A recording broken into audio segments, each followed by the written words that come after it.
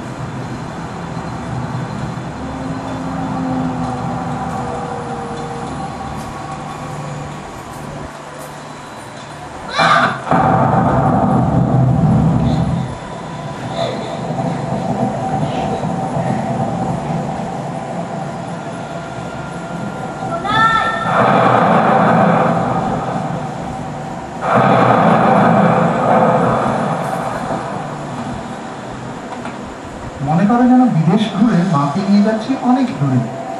মনে করছে তো রবীন্দ্রনাথের বীর পুরুষ কবিতা? এবার তারই অবলম্বনে তৈরি হলো বাংলায় অ্যানিমেশন ছবি।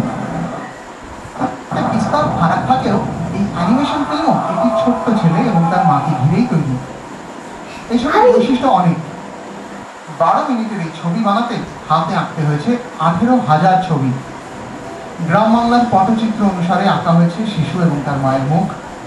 ছৌ মুখোশের ধাঁচে তৈরি হয়েছে রাক্ষসের মুখ। একাধিক লেয়ারে তৈরি হয়েছে ছবির প্রতিটি ফ্রেম। সব মিলিয়ে ভীষণই ভারতীয় এই ছবি। তেমনটাই তো চেয়েছিলেন নির্মাতা শুভঙ্কর।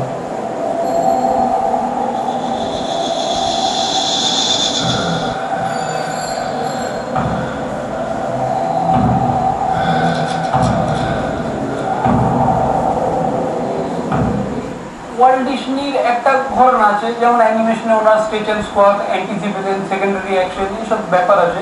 আমরা নিজস্ব একটা ধারা তৈরি করতে চাইছি, নিজস্ব একটা গল্প, নিজস্ব একটা ড্রামা, তার এনভায়রনমেন্ট, তার ফ্লেভার, স্টোরি টেলিং সব আমাদের যেন আমাদের মনে হয়।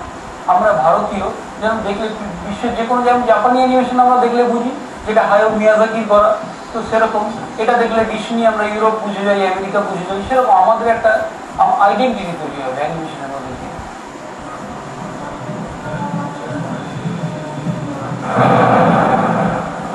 ভারতীয় অ্যানিমেশন ছবির এক নতুন পরিচয় তৈরির তাগিদেই কাজ চালিয়ে যাচ্ছেন শুভঙ্কর। নন্দনে স্বয়ং মুখ্যমন্ত্রীর বাহবাও কুড়িয়েছে বীরপুরুষ। ছবিটি তারপর দেখানো হয়েছে দেশ বিদেশের নানা জায়গায়।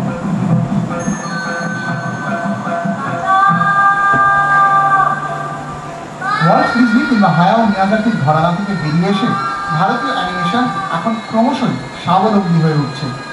ঢ্যাঙাসুর বা ঘনা দ্বারা কি তবে এবার এসে পড়ছেন অ্যানিমেশনের পর্দা?